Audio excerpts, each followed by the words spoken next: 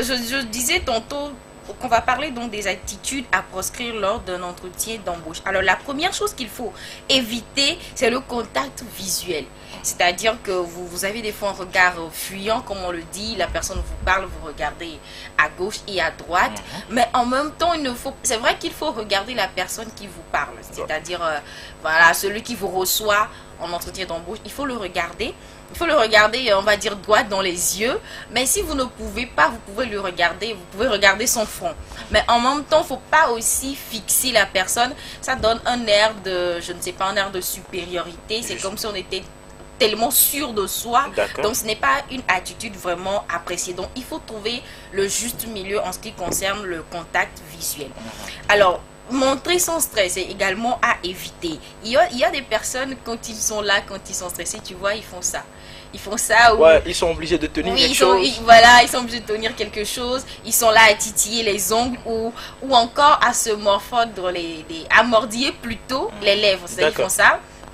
C'est pas bien. Ça veut dire qu'en fait, on remarque que vous êtes stressé. Donc, c'est des attitudes à éviter. Donc, contrôlez votre attitude en entretien afin de ne pas dérouter l'attention de votre interlocuteur. La troisième chose, c'est être assis sur son siège. C'est-à-dire que vous êtes assis peinard, quoi. Vous êtes assis tranquille, comme si c'était dans votre salon, tranquillement. Ça donne aussi un air de super. C'est comme si vous êtes déjà chez vous. Vous pensez déjà que vous êtes déjà employé. Donc, bon, voilà. Ça donne quand même pas bonne impression.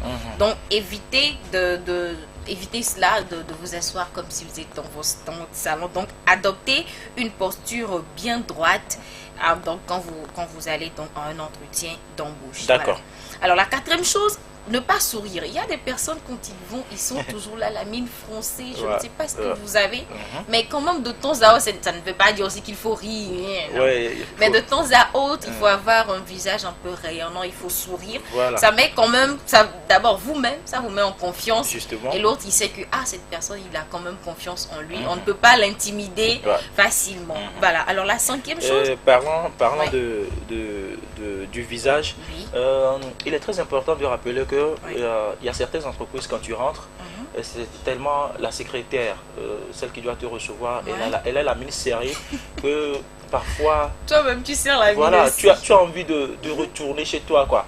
Donc, chère secrétaire, réceptionniste, faites un effort. C'est leur boulot en fait d'accueillir les gens, de sourire tout le temps. Un peu comme les animateurs, même si tu n'as pas mangé. Faut être à l'antenne, faut sourire. Par exemple, j'ai dormi à 6 h du matin, mais je suis là. Je suis là.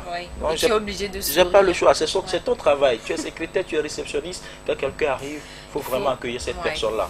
Et puis vous le mettez en confiance, il est relax. Voilà. Les gens d'abord, avant même de noter ton nom.